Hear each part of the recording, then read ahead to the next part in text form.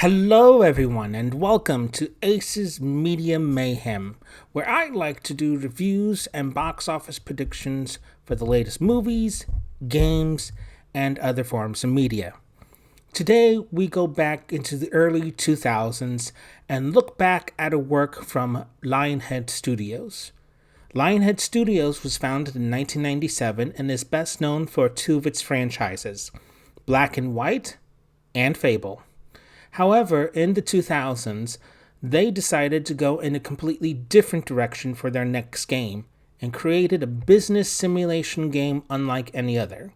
The game featured a different goal and gameplay rather than the traditional set of requirements to fulfill, which we are familiar with in games such as Roller Coaster Tycoon, Theme Hospital, and Railroad Tycoon.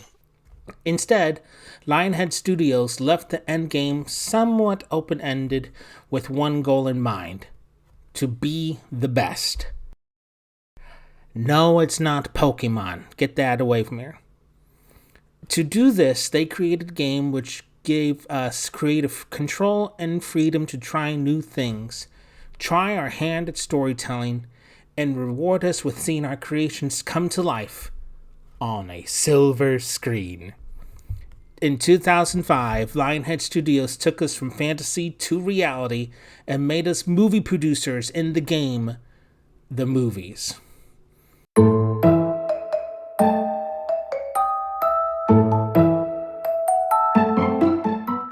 The Movies has two different modes of gameplay, campaign and sandbox.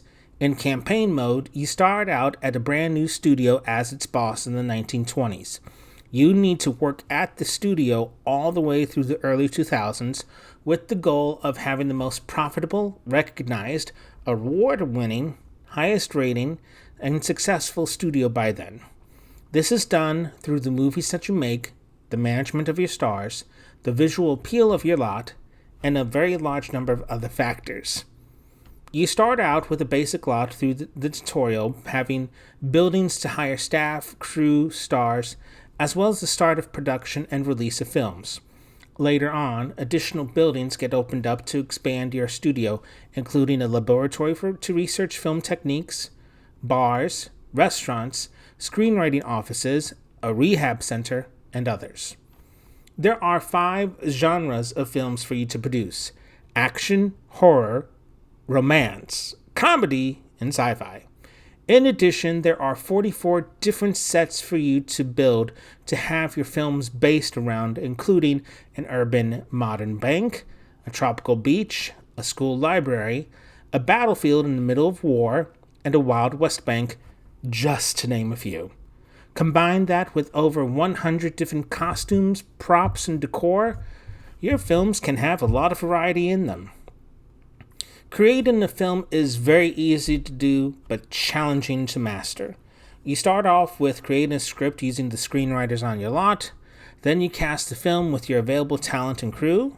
Next comes the filming on the sets, then the PR and marketing if you have those buildings available.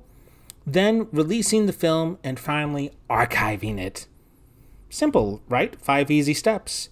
Create, cast, produce, PR and marketing, release, and archive. So, what did Lionhead Studios provide you with to take advantage of this game?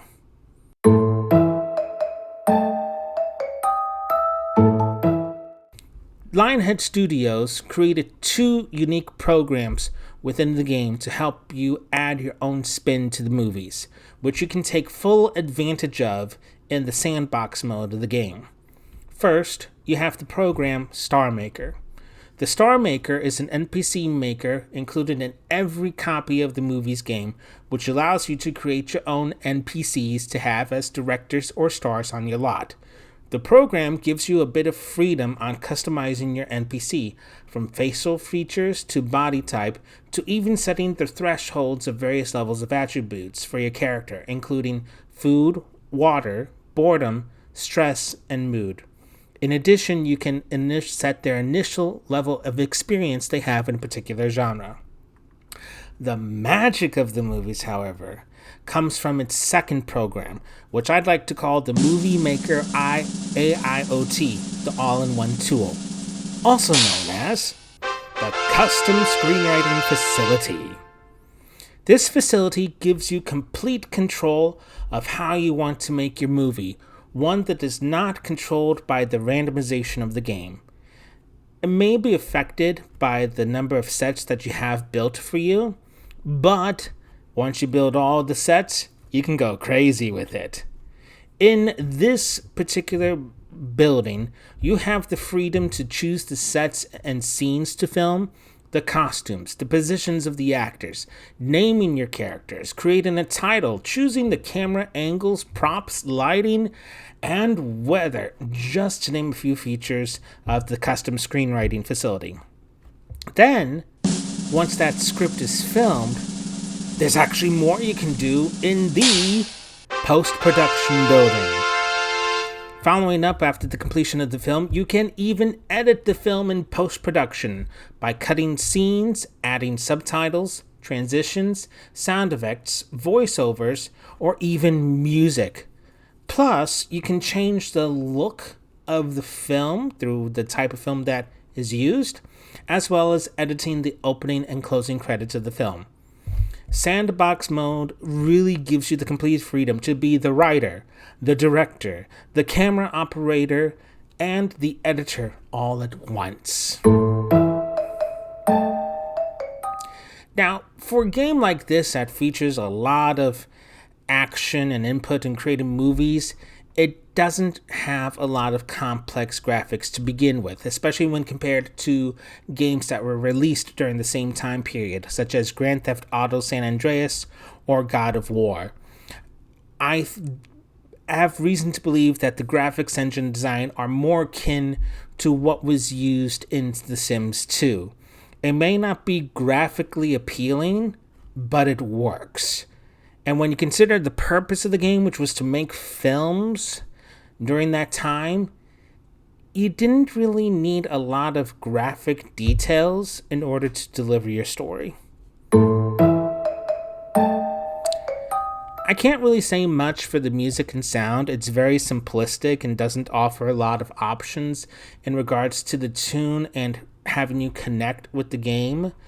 It's very simplistic for the music. The only sound in terms of dialogue that you get to hear, actual dialogue, is through the tutorial process, as well as the brief news bits that pop up time to time during the campaign, where it informs you of events that are happening in the world and opinions.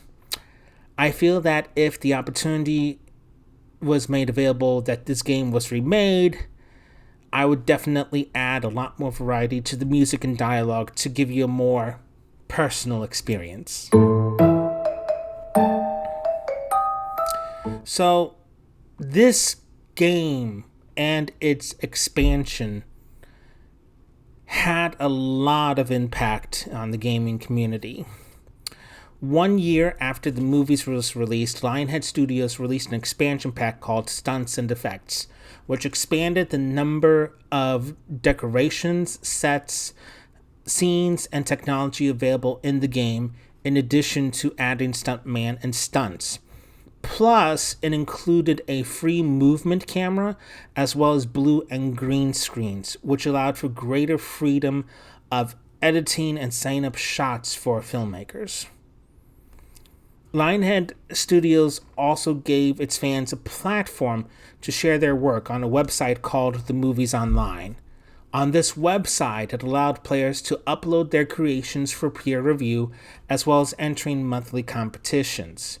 This actually predates YouTube by over a year and could be considered one of the major platforms that helped propel machinima films. One of the most impactful films created from the game was a short film called The French Democracy, which told about the 2005 civil unrest in France and was created by Alex Chan, a PC gamer who had no previous film experience.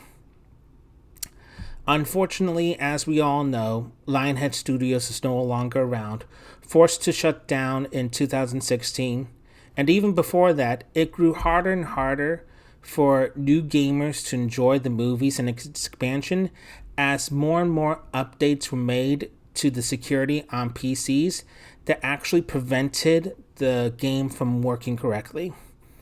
Even though it is now very difficult to find ways to play the game, a lot of credit needs to be given to the studio for how much they were able to put into the game, as well as its influence.